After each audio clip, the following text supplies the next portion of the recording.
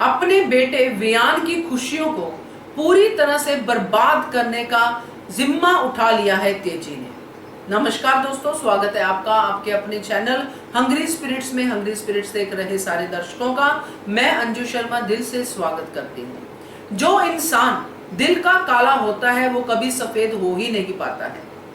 कोशिश करता है, थोड़ा बहुत सफेदी आती भी है, मगर अल्टीमेटली कालिक सामने आ ही जाती है। तेजी उसी की एग्जाम्पल हमारे सामने लाके खड़ा कर रही है। तेजी जो वियान की माँ है, और माँ तो अपने बच्चे की खुशियों के लिए कुछ भी कर जाती है, मगर यहाँ माँ अपने स्वार्थ में अपने बच्चे की खुशियों को देख ही नहीं पा रही।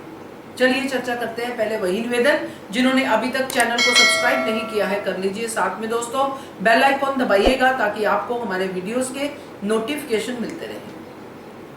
तेजी जिसको कथा बिल्कुल भी पसंद नहीं है, उसको लगता है कि कथा उसके बेटे को उससे दूर ले जाएगी, मगर उसको ये नहीं दिखाई दे रहा जो सामने है कि उसका बेटा पहले से कितनी बेहतर जिंदगी जी रहा है। तो तेजी अपने ही तरीके से अपने बेटे की जिंदगी को गाइड करना चाहती है, यानी कि अपने तरीके से चलाना चाहती है, और किसी और का तरीका इसमें मिक्स हो, चाहे वियान का अपना ही तरीका हो, तो उसको वो पसंद नहीं है। वियान कथा की कंपनी में बहुत ज्यादा आगे बढ़ा है। अपने आप को खुश रखने की कोशिश में वो पहले लगा रहता था, मगर तब भी खुश नहीं हो पाता था। तेजी भी कोशिश करती थी, मगर वियान के मन पे जो अपने पिता के लिए फॉल्स नैरेटिव था, उसके कारण वो अंदर से कभी खुश हो ही नहीं पाया। उस फॉल्स नैरेटिव को सही तरीके से सामने लाके कथा ने वियान की जिंदगी को आसान कर दिया और उसने जीना शुरू कर दिया। अब ये बात माँ को नहीं रास आ रही, यानी कि तेजी को। जो काम उसको करना चाहिए था वो काम कथा ने किया, मगर फिर भी कथा उसकी गुड बुक्स में नहीं है। तो ये स्वार्थ ही है दोस्तों।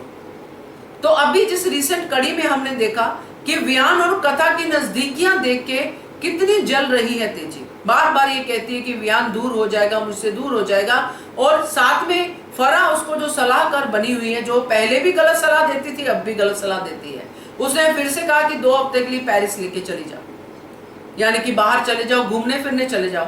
मगर क्या सोचते हैं ये लोग, मुझे ये समझ में नहीं आता कि 2 हफ्ते के बाद आना तो उसी ऑफिस में है, उसी एनवायरनमेंट में है, तो कैसे आप 2 दिनों को दूर कर सकती हो अपनी ऐसी टुच्ची हरकतों की वजह से।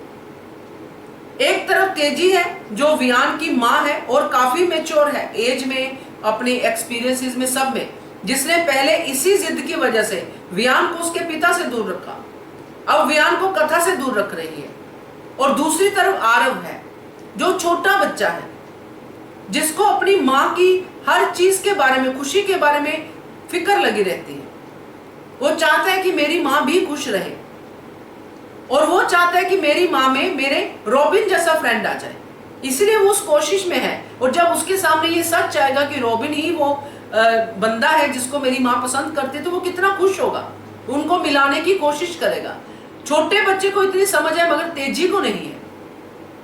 तेजी को सिर्फ यही है कि मेरी जो बेटा है, मेरा बेटा मुझसे दूर हो जाएगा, जबकि ये डर उस बच्चे को होना चाहिए, आरव को होना चाहिए, जो अपनी माँ के साथ ही बचपन से रहा है। उसको होना चाहिए कि मेरी माँ मुझसे दूर हो जाएगी अगर उनकी जिंदगी में कोई और आता है तो।